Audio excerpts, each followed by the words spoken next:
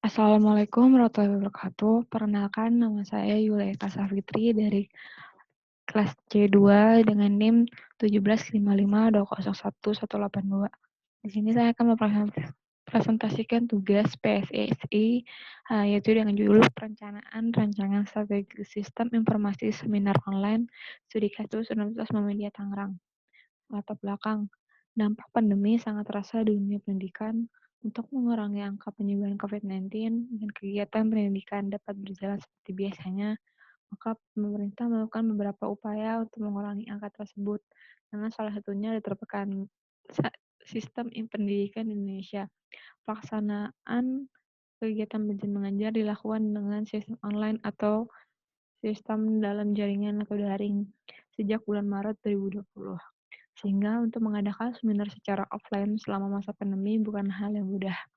Hal ini disebabkan setelah berlakunya social distancing dan pembatasan sosial berskala besar atau PSBB.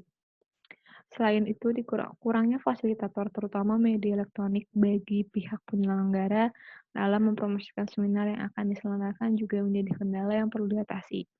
Atas dasar identifikasi masalah yang telah dipaparkan di atas, maka rumusan masalah pada penelitian ini adalah bagaimana membangun sebuah website informasi seminar online agar penyelenggara dapat lebih mudah menyampaikan informasi seminar online serta mempermudah peserta untuk mendapatkan informasi tersebut. Seminar terbaru dan mengikuti seminar tanpa harus datang ke tempat seminar. Rumusan masalahnya terbatasnya waktu dan dalam mencari sistem dari informasi seminar. Kedua, kurangnya fasilitator. Ketiga, pemberian informasi masih dilakukan secara offline. Tujuan perencanaan. Memberikan kemudahan kepada siapa saja yang mencari informasi seminar. Kedua, memudahkan dan mengefisiensikan proses promosi seminar bagi pihak penyelenggara. Manfaat perencanaan, memberikan layanan untuk menampilkan informasi seminar terbaru. Dengan adanya sistem informasi seminar online ini, pemilik web, pengunjung, dan penyelenggara dapat dengan mudah mengakses informasi seminar kapanpun dan dimanapun dia berada. Ketiga, sistem yang diusulkan mampu memenuhi kebutuhan pelanggan yang membutuhkan sistem penyimpanan informasi seminar.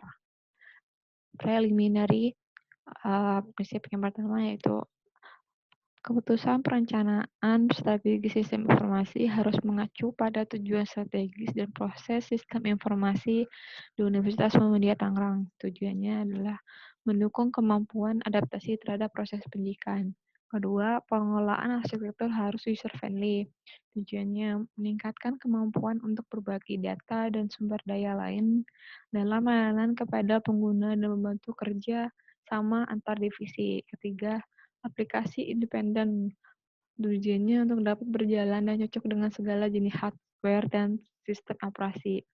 Keempat, arsitektur yang dikembangkan aman.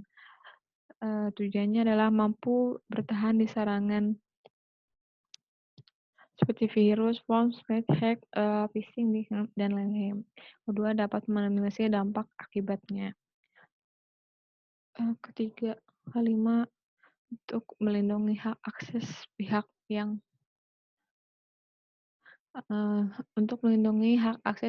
yang kedua, mengatur stakeholder dalam mengelola data.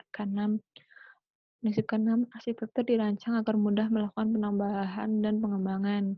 Tujuannya adalah biaya pengembangannya yang lebih efektif jika ada ekspansi pelayanan, mengurangi biaya pemeliharaan, memungkinkan respon yang lebih cepat untuk pertumbuhan dan perubahan yang berimplikasi pada infrastruktur yang bersifat adaptif, memprediksi pertumbuhan dari tren historis. Ketujuh, penerapan arsitektur multi-layer dan arsitektur berbasis komponen. Tujuannya adalah yang pertama, memudahkan kegiatan penggantian komponen yang rusak. Kedua, mempermudahkan duplikasi dan upgrading modul. Ketiga, mengurangi kompleksitas integrasi, mengurangi resiko jika ada perubahan. Prinsip yang ke-8, penerapan teknologi interkoneksi dan akses data standar. Tujuannya adalah pengguna workstation dan Dengan komputer dalam jaringan dapat meningkatkan produktivitas kerja dan kebutuhan bisnis yang tepat. Kesembilan, adopsi produk dan platform standar. Meminimalisasi keragaman teknologi yang memudahkan pencapaian tingkat penanganan sistem dan meningkatkan kemudahan pemeliharaan sehingga meningkatkan. 10. Pembakuan platform tujuannya adalah memudahkan pencapaian tingkat penanganan sistem alokasi SDM. Kedua, meningkatkan maintainability dan availability. Kelas 11, konsistensi definisi data. Tujuannya adalah tersedianya kebutuhan bagi pihak yang membutuhkan. Selanjutnya, isu organisasi. Setelah dilakukan analisa terhadap kondisi sistem berjalan pada Universitas Muhammadiyah Tangerang, maka dapat diketahui beberapa permasalahan yang dihadapi dalam rangka memberikan dukungan SI atau AI bagi perusahaan seperti yang diuraikan dalam tabel berikut. Itu ketetapan waktu dalam mengetahui informasi seminar. Kondisi arsitektur saat ini, pada tahapan ini dilakukan pendefinisian sistem arsitektur teknologi yang digunakan oleh Universitas Muhammadiyah Tangerang, yaitu menggunakan media sosial dan penyebaran informasi seminar online. Dalam penyebaran informasi seminar online, rancangan arsitektur bisnis. Bisnis arsitektur mengembangkan sasaran sistem arsitektur yang menggambarkan bagaimana arsitektur bisnis organisasi saat ini, kemudian pengembangan arsitektur yang ada. Tahapan yang selanjutnya melakukan analisa gap untuk menyusun strategis bagaimana mencapai tujuan bisnis dan mencapai tujuan strategis yang telah diterapkan. Visi arsitektur. Fase ini merupakan fase yang bertujuan untuk menciptakan keseragaman pandangan mengenai pentingnya perencanaan strategi sistem informasi untuk mencapai tujuan organisasi yang dirumuskan dalam bentuk strategi serta menentukan lingkup dari arsitektur yang akan dikembangkan. Tahapan yang dilakukan untuk menentukan visi arsitektur pada fase ini adalah pertama, menentukan aktivitas seluruh proses kerja pada Universitas Muhammadiyah Tangerang yang meliputi aktivitas utama dan pendukung dengan analisis value chain. Dua, menentukan hubungan stakeholder dengan aktivitas organisasi menggunakan stakeholder map matrix untuk menentukan kepentingan setiap aktor pada visi Universitas Muhammadiyah Tangerang. Ketiga, menentukan dan mendefinisikan rancangan visi Universitas Muhammadiyah Tangerang. Keempat, tools yang digunakan pada fase ini ada value chain, diagram, stakeholder map, dan rich picture. Arsitektur bisnis.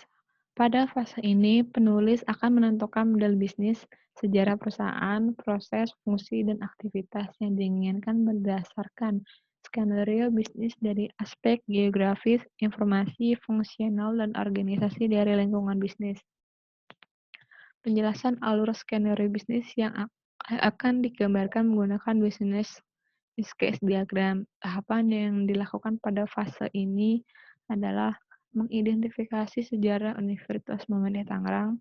Dua, menjelaskan struktur organisasi pada Universitas Muhammadiyah Tangerang dan job description di tiap divisi dan menetapkan struktur usulannya. Ketiga, mengembangkan rancangan arsitektur bisnis kampus Universitas Muhammadiyah Tangerang. Keempat, tools yang digunakan pada fase ini adalah rich picture dan business use case diagram. Arsitektur sistem informasi. Yang pertama, arsitektur aplikasi.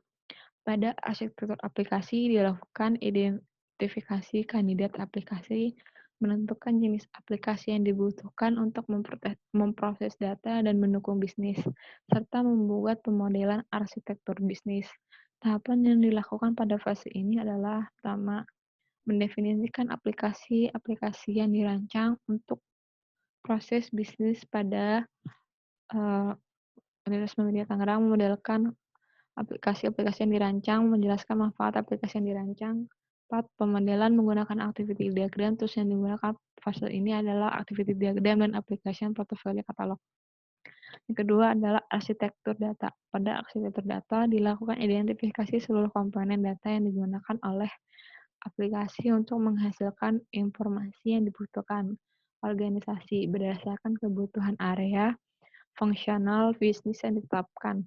Tahapan yang dilakukan pada fase ini adalah melakukan pemodelan data yang digunakan pada setiap aplikasi yang dirancang pada arsitektur bisnis. Pada arsitektur data, perancangan menggunakan kelas diagram. Terus yang digunakan pada fase ini adalah kelas diagram.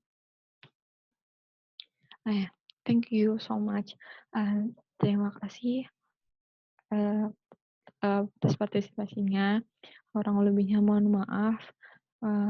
Bila bisa bilhak, wassalamualaikum warahmatullahi wabarakatuh.